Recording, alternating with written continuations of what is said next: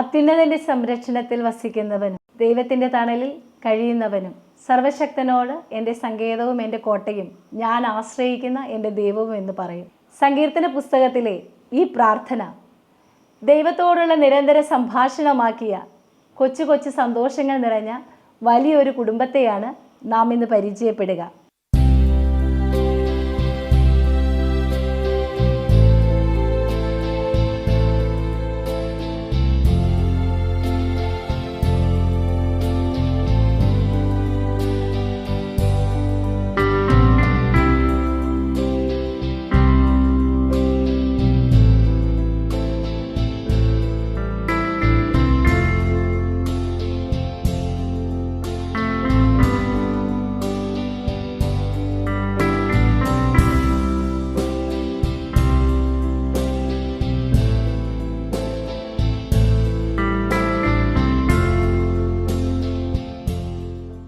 ഈശോമിശിഹായ്ക്ക് സ്തുതിയായിരിക്കട്ടെ. പാട്രിക് ചേട്ടനും കുടുംബമാണ് നമ്മളോട് കൂടെ ഉള്ളത്. തൻ്റെ യുവത്വത്തിൽ 1995 മുതൽ ജീസസ് യൂത്തിൽ വളരെ സജീവ പ്രവർത്തകനായിരിക്കുകയും 1999 മുതൽ സ്ട്രീറ്റ് ബോയ്സിൻ്റെ ഇടയിലുള്ള പ്രവർത്തനങ്ങൾ വളരെ സജീവമായി ഇടപെടുകയും 2000 വിവാഹം കഴിഞ്ഞ് ആ സ്ട്രീറ്റ് ബോയ്സിൻ്റെ ഇടയിൽ തന്നെ അവരോടൊപ്പം കുടുംബജീവിതത്തെയും കൂടി കൂട്ടിപ്പിടിപ്പിച്ച് കൊണ്ടുപോയ കൊച്ചു കൊച്ചു സന്തോഷങ്ങൾ നിറഞ്ഞ വലിയൊരു കുടുംബമാണ് ഇന്ന് നമ്മളുടെ അതിഥികളായിട്ടുള്ളത്.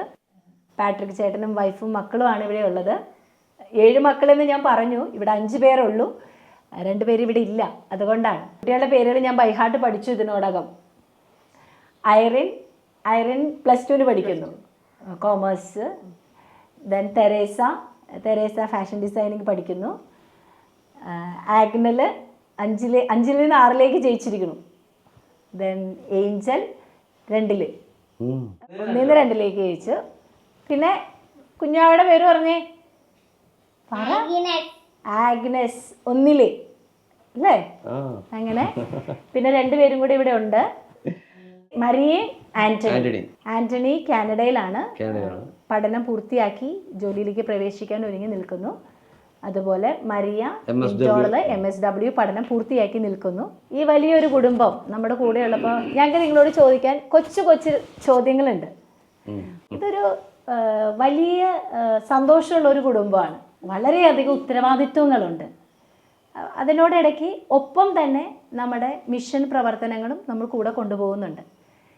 ഇങ്ങനെ നമ്മൾ മുമ്പോട്ട് പോകുമ്പോൾ നമുക്ക് സാമ്പത്തികമായിട്ടോ മാനസികമായിട്ടോ ഏതെങ്കിലും തരത്തിലുള്ള വെല്ലുവിളികൾ ഉണ്ടായിട്ടുണ്ടോ എന്നുള്ളതാണ്.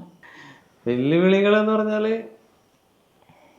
സ്പിരിച്വൽ ലൈഫിൽ ജീവിതത്തിലായിരുന്നപ്പോൾ വെല്ലുവിളികളില്ല. നല്ലൊരു മിഷൻ ലൈഫിലേക്ക് വരുമ്പോൾ തീർച്ചയായിട്ടും അത് വെല്ലുവിളിയാണ്. അതിപ്പം സ്ട്രീറ്റ് ബോയ്സിന്റെ ഇടയിലുള്ള പ്രവർത്തനങ്ങൾ എത്രത്തോളം വെല്ലുവിളി ഉള്ളതായിരുന്നു? സ്ട്രീറ്റ് ബോയ്സിന്റെ ഇടയിലുള്ള വെല്ലുവിളി എന്ന് പറഞ്ഞാൽ ഞങ്ങൾ ആദ്യകാലങ്ങളിൽ മാഫിയ പ്രശ്നങ്ങളൊക്കെ ഉണ്ടാകാറുണ്ടായിരുന്നു. കാരണം നമ്മുടെ സ്ട്രീറ്റിൽ നിന്ന് അന്ന് നിയമങ്ങളൊന്നും ബാധകമല്ലല്ലോ. അപ്പോൾ സ്ട്രീറ്റിൽ നിന്ന് നമ്മൾ കുട്ടികളെ കളക്ട് ചെയ്യാൻ ചെല്ലുമ്പോൾ അത് ഇങ്ങനത്തെ ഗ്യാങ്ങിൻ്റെ കണ്ണിയായിട്ടുള്ള കുട്ടികളായിരിക്കും അത്. അപ്പോൾ അവർ വന്ന് പ്രശ്നമൊക്കെ ഉണ്ടാക്കാറുണ്ടായിരുന്നു. പിന്നെ ഞങ്ങൾ അതനുസരിച്ച് ഞങ്ങൾ അതിൻ്റെ രീതിയിൽ മാറി ഒക്കെ ഞങ്ങൾ നൈസായിട്ടൊക്കെ അത് കറക്റ്റ് ചെയ്യും. ഞങ്ങൾ വിവാഹവും ഈ ആക്റ്റീവ് മിനിസ്ട്രി ഇത് രണ്ടും കൂടെ ഒരുമിച്ച് കൊണ്ടുപോകാനായിട്ട് എങ്ങനെ സാധിച്ചു? അത് ബാലൻസ് ചെയ്തത് തീർച്ചയായിട്ടും അത് മനു തന്നെയാണ്. അതിൻ്റെ മെയിൻ ആൾ മനു തന്നെയാണ്. കാരണം എന്നോട് പലരും ഒരു വെല്ലുവിളി പോലെ പറഞ്ഞിട്ടുണ്ട്, കല്യാണത്തോടെ എല്ലാം അവസാനിക്കുന്നുണ്ട്. പക്ഷെ കല്യാണത്തോടു കൂടിയാണ് അത് കുറേ കൂടി മനോഹരമായിട്ട് എനിക്ക് ചെയ്യാൻ പറ്റിയിട്ടുള്ളത്. ഒരു നല്ല പാതിയാണ്, നമുക്ക് തർക്കമില്ലാതെ പറയാം. ഗിഫ്റ്റാണ് എനിക്ക്. ഞാൻ ഈ മിനിസ്ട്രിയിലോട്ട് ഇറങ്ങിയപ്പോൾ അതൊരു വെല്ലുവിളിയാണ്. അതാണ് വെല്ലുവിളി. കാരണം ജീസസിലായിരുന്നപ്പോൾ എനിക്ക് ആ വെല്ലുവിളിയില്ല. ഒരു മിനിസ്ട്രി എന്ന് പറയുമ്പോൾ നമുക്ക് ജോലി ഉപേക്ഷിച്ച് നമ്മൾ ഫുൾ ടൈം ഇതിൻ്റെ പുറകെ ഇറങ്ങുമ്പോൾ നമുക്ക് മാസം ശമ്പളം തരാമെന്ന് പറയാൻ ആരുമില്ല, ഞാൻ നോക്കിക്കോളാം എന്ന് പറയാൻ ആരുമില്ല. ആകെയുള്ള ദൈവത്തിൻ്റെ വചനമാണ് നമ്മുടെ വിശ്വാസം. ചേട്ടൻ ഇങ്ങനെ മിഷൻ പ്രവർത്തനങ്ങൾക്കൊക്കെ പോകുമ്പോൾ ദിവസങ്ങൾ മാസങ്ങളൊക്കെ ചിലപ്പം മാറി നിൽക്കുമല്ലോ. അങ്ങനെ വരുമ്പോൾ നമുക്കറിയാം കുഞ്ഞുങ്ങൾ ചെറിയവരുണ്ട്, വലിയവരുണ്ട്, സ്കൂളിൽ പോകുന്നവരുണ്ട്. ഇവരുടെ എല്ലാവരുടെയും ഉത്തരവാദിത്തങ്ങൾ ഒപ്പം പ്രായമുള്ള മാതാപിതാക്കളും കൂടെ ഉണ്ട്. ഇതെല്ലാം എങ്ങനെ മാനേജ് ചെയ്യാനായിട്ട് സാധിക്കുന്നുണ്ട്? കുർബാനയാണ് ആദ്യത്തെ ശക്തി. രാവിലെ എല്ലാവരും കുർബാനക്ക് പോകും. അതിനുശേഷം ജോലിയെല്ലാം ഞങ്ങൾ ഒരുമിച്ച് അന്ന് എല്ലാം വലിയ കുട്ടികളായിരുന്നു കാക്കനാടായിരുന്നു തുടങ്ങിയത്. അപ്പൊ ആൺകുട്ടികളായിരുന്നു അന്ന്, ഇവരാരും ഉണ്ടായിരുന്നില്ല. മരിയ മാത്രം ഉണ്ടായിരുന്നു, മൂത്തുമ്പോൾ മാത്രം ഉണ്ടായിരുന്നു. അപ്പൊ അവര് ഞങ്ങളെ എല്ലാത്തിനും ഹെൽപ്പ് ചെയ്യും. ഇപ്പൊ ഈ കുട്ടികളെ പോലെ അവര് എന്റെ കുട്ടികളായിരുന്നു. ഇപ്പൊ നമുക്ക് എല്ലാവരുടെയും ക്രിസ്ത്യൻ കുടുംബങ്ങളിൽ നമ്മൾ കുടുംബ പ്രാർത്ഥന ഉണ്ട്. അത് കൂടാതെ നമ്മൾ ഒരുമിച്ചിരുന്ന് എന്തെങ്കിലും അങ്ങനെ ഒരു സ്പിരിച്വൽ എക്സസൈസ് എന്തെങ്കിലും? ഞങ്ങൾ 3 മണിക്ക് ഒരു കരുണക്കൊന്ത ചെല്ലും. രാവിലെയോ വൈകുന്നേരം? ഇല്ല, ഉച്ചക്ക്. ഉച്ചക്ക് രാവിലെ കുർബാനക്ക് പോകില്ല. 3 മണിക്ക് എല്ലാ ദിവസവും 3 മണിക്ക് കരുണക്കൊന്ത ചെല്ലും. കുർബാനക്ക് പോയിട്ട് വന്നു കഴിഞ്ഞാല് ഞാനും ആഗ്നലും പെയിഞ്ചലൊക്കെ ഉണ്ട്. ഞങ്ങളൊരു കരുണക്കൊന്ത ചെല്ല് പ്രാർത്ഥിച്ചിട്ട് പിള്ളേര് 2 പേര് പുറത്തുണ്ട്. അപ്പൊ അവർക്ക് വേണ്ടി കൂടി ഒരുമിച്ച് പ്രാർത്ഥിക്കും. അവര് നിങ്ങളിൽ നിന്ന് ദൂരെയാണെന്ന് നിങ്ങൾക്ക് തോന്നുന്നില്ല. ഒരുമിച്ചുള്ള ഒരു ഇത് അത് എപ്പോഴും നമുക്ക് നല്ലതാണ്. ഒരു കൂട്ടായ്മയിൽ അവരും കൂടെ ചേർന്ന് നിൽക്കുമ്പോൾ ഒരുമിച്ച് പ്രാർത്ഥിക്കുന്ന കുടുംബം ഒരുമിച്ച് നിലനിൽക്കും എന്നാണല്ലോ പറയുന്നത്. ദമ്പതിമാർക്ക് കൂടുതൽ മക്കളെ സ്വീകരിക്കുന്നതിന് വളരെയധികം ആശങ്കയാണ്. അവരുടെ ഭാവിയെ ഓർത്ത് വളരെയധികം ആകുലതയുള്ളവരാണ് ഇന്നത്തെ ദമ്പതിമാർ. അതുകൊണ്ട് തന്നെ കൂടുതൽ മക്കളെ ദൈവത്തിൽ നിന്ന് സ്വീകരിക്കുന്നതിൽ നിന്ന് അവർ പിന്മാറുന്നു. അങ്ങനെയുള്ളവരോട് നിങ്ങൾക്ക് എന്താണ് പറയാനുള്ളത്? എനിക്ക് വീട്ടിൽ ചെന്ന് കഴിഞ്ഞാൽ എൻ്റെ 3 പിള്ളേർ എന്നെ വിടത്തില്ല. അവർ കുഞ്ചിയിലും മടിയിലും ഒക്കെ കയറിയിരുന്ന് ഉമ്മ വെക്കലും കളിയും ബഹളവും ഒക്കെ ആയിട്ട് അവിടെ നിന്ന് 1 മണിക്കൂർ കഴിഞ്ഞിട്ട് ഞാൻ ഇവിടെ നിന്ന് പോകത്തുള്ളൂ. ഈ ഇരുന്ന സ്ഥലത്ത് നിന്ന് 1 മണിക്കൂർ കഴിയാണ്ട് എഴുന്നേക്കത്തില്ല. കാരണം കളിയായിരിക്കും ഇവിടെ പിള്ളേർ. ഒരു എനർജിയാണത്. നമ്മൾ എത്ര സങ്കടത്തിൽ വന്നാൽ പോലും ചിലപ്പോൾ അസ്വസ്ഥപ്പെടാതെ നമ്മളെ ചിന്തകളിൽ. പക്ഷെ ഇവിടെ വരുമ്പോൾ അത് നമ്മൾ റിലീഫാവാനാകുന്നു ഉറപ്പായിട്ടും. അപ്പോൾ അതാണ് ഒരു എനർജി. പിന്നെ എന്താ പറയുക, രണ്ടമ്മ നേരത്തെ 2 അപ്പച്ചന്മാർ 2 അമ്മമാരുണ്ടായിരുന്നു. അപ്പച്ചന്മാർ 2 മരിച്ചുപോയി. പക്ഷെ ഇവർക്കൊന്നും ആ ഒരു സങ്കടമില്ല. ഞങ്ങളെ നോക്കാൻ ആരുമില്ല. ഞങ്ങളെ വർത്താനം പറയാൻ എല്ലാ കുടുംബത്തിലും അതാണല്ലോ. ഞങ്ങളും മിണ്ടുന്നില്ല, ഞങ്ങളുടെ ഒപ്പം വർത്താനം പറയാൻ ആരുമില്ല. ഇവിടെ അങ്ങനെ ഒരു പ്രശ്നമില്ല. അമ്മച്ചക്ക് എപ്പോഴും കൊച്ചുങ്ങളുടെ കാര്യം നോക്കാനേ നേരമുള്ളൂ. ഇപ്പോ പൊതുവായിട്ട് വർക്ക് ചെയ്യുന്നത് പച്ചപ്പുൽപ്പുറങ്ങളിൽ.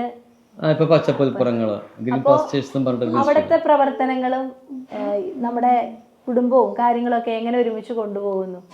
കഴിഞ്ഞ കൊല്ലം ഏപ്രിൽ 1 മുതൽ ഞാൻ മിനിസ്ട്രിയിലാണ്. എനിക്ക് വളരെ വളരെ സന്തോഷവും തൃപ്തിയും ആ മിനിസ്ട്രിയിൽ എനിക്കുണ്ട്. കാരണം കുട്ടികൾക്ക് വേണ്ടിയുള്ള മിനിസ്ട്രിയാണത്. തീർച്ചയായിട്ടും സ്കൂളുകളിലൊക്കെ അത് കുട്ടികളെന്ന് പറഞ്ഞാല് ആ മിനിസ്ട്രി പറഞ്ഞത് 1 വയസ്സ് മുതൽ 99 വയസ്സുള്ള കുട്ടികൾക്ക് വേണ്ടിയുള്ളതാണ്. അല്ല, നമ്മൾ ഒരുപാട് അവരുടെ പ്രവർത്തനങ്ങൾ നമ്മുടെ നല്ല ഡെഡിക്കേറ്റഡ് ആയിട്ടുള്ള മിനിസ്ട്രിയാണ്. എനിക്ക് വളരെ ഇഷ്ടമാണത്. ഇനിയിപ്പോൾ നമ്മൾ നോക്കുമ്പോൾ നമുക്ക് കുട്ടികളുടെ വിദ്യാഭ്യാസം, നമ്മുടെ ആക്റ്റീവ് മിനിസ്ട്രികൾ, നമ്മുടെ കുടുംബം, ഉത്തരവാദിത്വങ്ങൾ, ചുറ്റുപാടുകൾ, മീൻസ് നമുക്കറിയാമല്ലോ നമ്മുടെ അയൽവക്കം, ബന്ധുജനങ്ങൾ, ഇത് എല്ലാം ഒരുമിച്ച് കൊണ്ടുപോകുമ്പോൾ നമുക്ക് അനുഭവപ്പെടുന്ന ഒരു എക്സ്പീരിയൻസ് ഉണ്ടല്ലോ, നമ്മുടെ ഒരു അനുഭവം ഉണ്ടല്ലോ. അതെന്താണ്? മീൻസ് സാറ്റിസ്ഫാക്ഷൻ തീർച്ചയായിട്ടും ഉണ്ട് എന്ന് പാട്രിക് ഏട്ടൻ പറഞ്ഞു. ഞാൻ പറയുക, ഈ സോഷ്യൽ മിംഗ്ലിങ്ങിൽ ബുദ്ധിമുട്ടാണോ സന്തോഷമാണോ? ആ ഒരു സോഷ്യൽ മിംഗ്ലിങ്ങിൽ ഞാൻ ഹാപ്പിയാണ്. അപ്പോൾ കുഞ്ഞുങ്ങളും ഞങ്ങളെല്ലാവരും ഹാപ്പി തന്നെയാണ്. കാരണം മക്കൾക്ക് ഒരിക്കലും ഒരു അപമാനമായിട്ട് തോന്നിയിട്ടില്ല. ഇനി ഇത് നമ്മളുടെ ഇത് പറയുമ്പോഴേ നിങ്ങൾക്ക് അധികം മക്കളുണ്ടെന്ന് പറയാൻ ഇവർക്ക് സന്തോഷമാണ്. എപ്പോഴും തീർച്ചയായിട്ടും ഇവർക്ക് ക്ലാസ്സിൽ ചെന്നാലും കാറ്റഗറീസ് ചെന്നാലും എവിടെ ചെന്നാലും അധികം മക്കളുണ്ടെന്ന് പറയുമ്പോൾ അവരിൽ നിന്ന് കിട്ടുന്ന ഒരു മോട്ടിവേഷൻ ഉണ്ട്. അതുകൊണ്ട് കുട്ടികൾക്ക് അതിനകത്ത് സന്തോഷമാണുള്ളത്. ഞങ്ങൾ അധികം മക്കളുണ്ടെന്ന് പറയാം. അപ്പോൾ ഇവരുടെ ഭാവി അതിനെക്കുറിച്ച് വല്ല ആകുലതകളോ അല്ലെങ്കിൽ ഞാൻ പറയുക അല്ലെങ്കിൽ അതിനെ എങ്ങനെയൊക്കെ നോക്കിക്കാണുന്നത്? ഇപ്പൊ അത് കുഞ്ഞുങ്ങളുണ്ട്, അവരുടെ ഭാവിയെ എങ്ങനെ നോക്കിക്കാണുന്നു? ഞാനത് വചനപരമായിട്ട് പറയാനേ പറ്റുള്ളൂ. എനിക്കത് മതി, അല്ലാണ്ട് ഭൗതികമായിട്ട് അതിന് ഉത്തരവൊന്നുമില്ല. കാരണം എനിക്കറിയാം ഞാനൊക്കെ ടെമ്പററിയാണ്. ഞങ്ങൾ രണ്ടുപേരും ടെമ്പററിയാണ്. ബേസിക് കാര്യങ്ങൾ അവരെ പഠിപ്പിച്ചും ആ ഒരു വിശ്വാസം കൊടുക്കുക എന്നുള്ളതാണ്. ബാക്കി തമ്പുരാൻ നോക്കുള്ളൂ. തമ്പുരാണ് വിശ്വസ്തനല്ലേ. അതാണ് വചനത്തിൽ മാത്രമേ എനിക്ക് അതിനകത്ത് ഉറപ്പ് പറയാൻ പറ്റുന്നുള്ളൂ. അല്ലാണ്ട് ബാങ്ക് ബാലൻസ് ഉണ്ടാക്കിയിട്ടുണ്ട്, കുറച്ച് സ്ഥലം അപ്പുറത്ത് മേടിച്ചിട്ടുണ്ടെന്ന് പറയാനൊന്നുമില്ല. അത് തമ്പുരാൻ നോക്കും. ഞാൻ ഇവരോടും പറയാറുണ്ട്, ഞാനുള്ളപ്പോൾ ഇവിടെ പോകുന്നതിനേക്കാൾ ഭംഗിയായിട്ട് ഞാൻ ഇല്ലെങ്കിൽ പോകുന്നു. 7 കുഞ്ഞുങ്ങൾ, അതായത് 7 കുഞ്ഞുങ്ങൾ, 7 പ്രസവം. അപ്പം ഒരു കുഞ്ഞുങ്ങളുടെ ആ ഒരു ശൈശവകാലം, അതിനോട് അനുബന്ധിച്ച് വരുന്ന അരിഷ്ടതകൾ, ഒപ്പം ഒരു കുഞ്ഞ് ചെറുതായിരിക്കുമ്പോൾ മറ്റുള്ള കുഞ്ഞുങ്ങൾ സ്കൂളിൽ പോകണം. അപ്പോൾ നമ്മൾ അനുഭവിക്കുന്ന ഒരു തിക്കുമുട്ടുണ്ടാകാം. എങ്ങനെ അതിനെ ഓവർകം ചെയ്തു?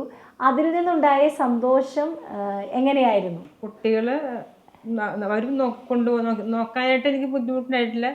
ഒന്നുമല്ല, അപ്പച്ചനുണ്ടായി, അമ്മച്ചുണ്ടായി, 2 ചേച്ചിമാരും എല്ലാവരും ഉണ്ടായല്ലേ, ചെറിയ കുട്ടികൾ. അപ്പോൾ അവർ കുറേ കാര്യങ്ങൾ അവർ നോക്കിക്കോളും. പിന്നെ ബാക്കി അവരുടെ കാര്യങ്ങളും, പിന്നെ രോഗാവസ്ഥയൊക്കെ ആദ്യം വന്നിട്ടില്ല. കുട്ടികളാണെങ്കിലും ഹോസ്പിറ്റലൊന്നും കിടക്കാത്തതുകൊണ്ട് തന്നെ വീട്ടിലെ കാര്യങ്ങൾ എല്ലാവരും കൂടി ഒരുമിച്ച് ചെയ്യും. കുട്ടികളെ നോക്കാനാണെങ്കിൽ സമയം കിട്ടും. പിന്നെ ചേച്ചിമാരുണ്ടല്ലോ, അവർ നോക്കും. അമ്മച്ചി ഉണ്ടായിരുന്നു, അപ്പച്ചനുണ്ടായിരുന്നു. അപ്പോൾ ഒരുമിച്ച് നോക്കണമെങ്കിൽ നമുക്ക് അതൊരു ബുദ്ധിമുട്ടായിട്ട് അപ്പൊ ഈ ഒരു കുഞ്ഞുങ്ങളായിരിക്കുമ്പോൾ തന്നെ മറ്റുള്ളവരെ സ്കൂളിലേക്ക് പറഞ്ഞയക്കുന്നതിലൊന്നും നമുക്കൊരു ബുദ്ധിമുട്ട് തോന്നിയിട്ടില്ല. അങ്ങനെയൊന്നും ഇല്ല. ഇപ്പൊ നമുക്കൊന്ന് പാടില്ലെങ്കിൽ മരുന്ന് കൊണ്ടുപോകാനാണെങ്കിലും ഇല്ലേ, ഫുള്ളായിട്ട് വേണമെങ്കിൽ കൂടെ ഉണ്ടാവും. ഇപ്പൊ പ്രഗ്നന്റ് ആയെന്ന് വെച്ചാൽ ചില കിട്ടിയമാര് നോക്കണമെന്നില്ല. അപ്പൊ ഇപ്പൊ എല്ലാ ഹോസ്പിറ്റലിൽ കൊണ്ടുപോകാനാണെങ്കിലും ഞങ്ങൾ മാളയിലെ പോയിരുന്നത് ലാസ്റ്റത്തെ പ്രസവമൊക്കെ. പക്ഷെ വേണമെങ്കിൽ എപ്പോഴും കൂടെ വന്ന് ഞങ്ങൾ ഒരുമിച്ച് ഹോസ്പിറ്റലിൽ പോയി വന്നത്. എന്നെ സംബന്ധിച്ച് എനിക്ക് ഫാമിലി ഇമ്പോർട്ടൻ്റ് തന്നെയാണ്. ശുശ്രൂഷയാണ് എൻ്റെ മനസ്സിൽ ഞാൻ എപ്പോഴും പുറകോട്ട് കൊടുക്കണമെങ്കിലും ഫാമിലിയുടെ ഏതൊരു കാര്യത്തിലും നമ്മൾ ഉണ്ടാവും. മാറി നിൽക്കാറില്ല.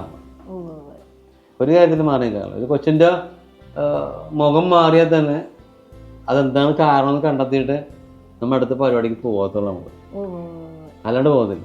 പ്രാർത്ഥനയും പഠനവും കളിചിരികളുമായി ക്രൈസ്തവ വിശ്വാസത്തിൽ ആഴപ്പെട്ട് വളരുന്ന പാട്രിക് ചേട്ടൻ്റെ കുടുംബത്തെയാണ് നാം ഇപ്പോൾ പരിചയപ്പെട്ടത്. ഇനിയും ഇത്തരത്തിൽ കൊച്ചു കൊച്ചു സന്തോഷങ്ങൾ നിറഞ്ഞ വലിയ കുടുംബം ലോകത്തിൽ പ്രകാശം പരത്തട്ടെ, സുഗന്ധം പരത്തട്ടെ എന്ന് ആശംസിക്കുന്നു. നന്ദി.